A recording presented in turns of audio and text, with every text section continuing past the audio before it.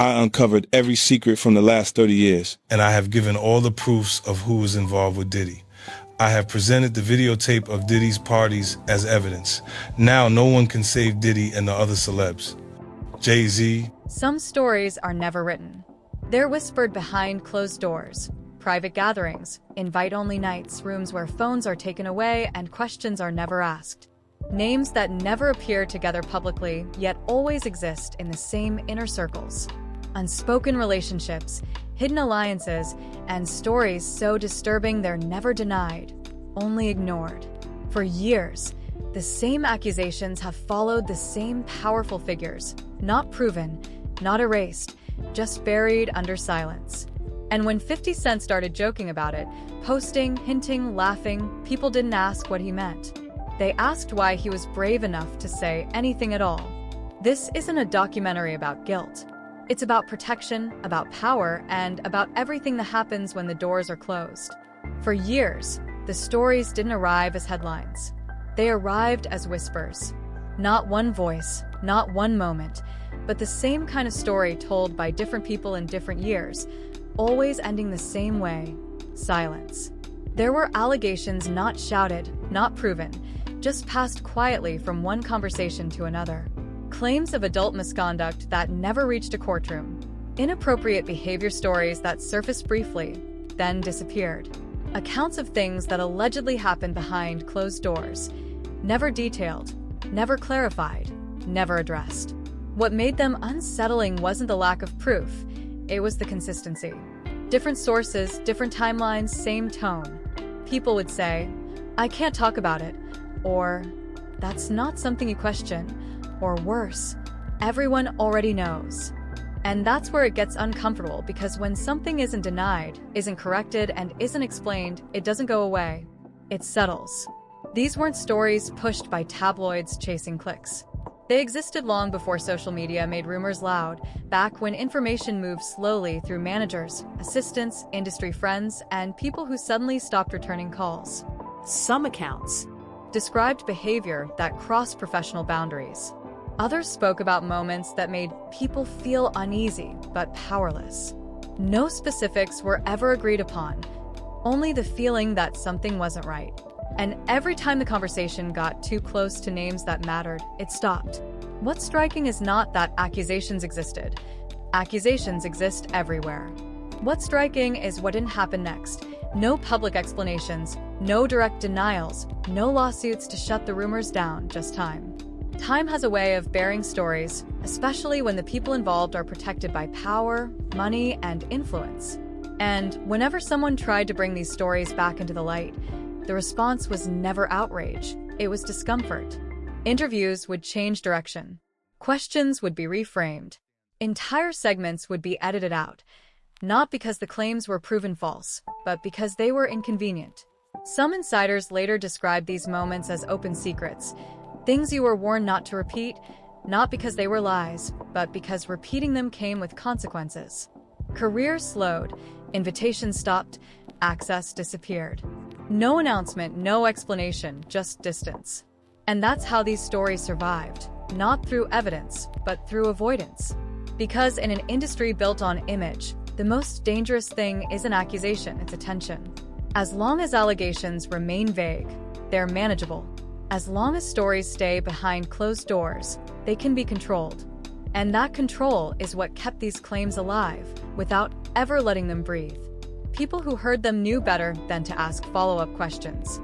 People who repeated them learned quickly who not to mention. And people with the most power never had to say a word. That silence became the loudest detail of all. Because when serious claims surface again and again across decades, and the response is always the same quiet retreat, it forces a different kind of question. Not did it happen, but why was it never addressed? Why did no one feel the need to clear the air? Why did the stories fade without ever being disproven? And why did everyone seem to understand that pushing further was off limits? This wasn't chaos. It was structure, a system where allegations don't explode. Could they dissolve? Where uncomfortable stories don't get confronted, they get managed. And once you recognize that pattern, it becomes impossible to unsee. because this wasn't about one rumor. It was about many. Not one accusation, but a long trail of claims that all ended the same way, quietly. And this was only the beginning. If these stories were isolated, they would have disappeared on their own. One incident can be explained. One accusation can be dismissed. One uncomfortable moment can be misunderstood. But this wasn't one. What kept resurfacing wasn't a single event. It was a pattern. Different years, different places, different people telling similar stories without ever speaking to each other. That's when the conversation quietly shifts from what happened to who was always present. Because every time something uncomfortable surfaced, the same names seemed to orbit the situation, not always at the center, sometimes on the edge, sometimes in the background. Hidden alliances don't announce themselves. They don't show up in photos. They don't trend. They exist in timing. Who steps in when questions get asked? Who makes a call that changes the direction of a story? Who ensures something fades instead of escalating? Behind the scenes, influence doesn't look dramatic. It looks routine. A meeting that suddenly gets canceled, an interview that never airs, a story that's not the right fit right now. And slowly, a pattern forms. Whenever allegations surfaced, they never collided with real consequences. They passed through a system designed to soften impact. Lawyers spoke instead of people. Statements said nothing while sounding official. And media moved on almost on cue. That's where alliances matter, because protection rarely comes from one person. It comes from networks. Shared interests, shared risks, shared reasons to keep things quiet. These weren't public friendships. They were strategic relationships, the kind that only activate when needed. You could see it in how fast narratives changed, in how quickly attention shifted to something else, in how certain stories were treated as old news before they were ever examined. And what's most revealing is how predictable it all became. An accusation appears. Coverage stays cautious. No follow-up questions. Then silence. Not outrage, not investigation management. The same pattern repeated, so often that insiders stopped acting surprised. They expected it. Some even described it as a rule, unspoken but understood. There are stories you can chase, and there are stories you're warned away from, not because they're false, but because they're protected. Behind-the-scenes ties don't just protect reputations. They protect systems. They make sure no single incident ever stands alone long enough to be examined properly. They turn events into rumors, rumors into noise, noise into nothing. And once that process works a few times, it becomes permanent. People learn what not to touch. Media learns what not to push. And those at the center never have to respond, because the system responds for them. That's why these weren't treated as incidents. They were treated as interruptions, something to smooth over, something to redirect, something to wait out. And waiting works when you're connected to the right people, because time favors power. It favors those who can afford silence, those who don't need to explain, those whose alliances are strong enough to outlast questions. And once you recognize that pattern, the randomness disappears. What looked like coincidence starts to feel coordinated. What sounded like gossip starts to resemble design, not chaos, control. And if this was only about individual behavior, the story would end here. But it wasn't, because patterns don't survive on their own. They survive inside circles. And those circles were tighter than anyone realized. Power doesn't move in crowds. It moves in circles, not the kind you see on red carpets or award shows, but smaller ones, quieter ones. Rooms where introductions aren't necessary because everyone already knows why they're there. These inner circles were never official. They didn't have names. They didn't need invitations you could screenshot. Access was the currency. If you were inside, you didn't ask questions. If you were outside, you didn't even know what to ask. People on the surface saw success, collaborations, business moves. But underneath that surface, the same faces kept appearing, not publicly, but privately. Unspoken connections. No announcements. No confirmations. Just proximity. They showed up at the same private events, traveled through the same cities at the same time, shared the same advisors, the same fixers, the same trusted intermediaries. Never close enough to be obvious, never distant enough to be accidental. Off-record relationships thrived in this space. Not friendships you'd post. Not partnerships you'd explain. These were relationships that only mattered when something went wrong. When rumors surfaced, the same people stepped in quietly. When questions started forming, the same doors closed. When conversations got uncomfortable, the same voices suggested it was time to move on. No contracts. No paper trail, just understanding. People inside these circles didn't need to speak openly because everyone already knew the rules. What could be repeated? What should stay inside? And what would cost you access if you ignored the warning? That's why so many stories sound incomplete. Someone would start to explain, then stop, not because they forgot, but because they remembered who was listening.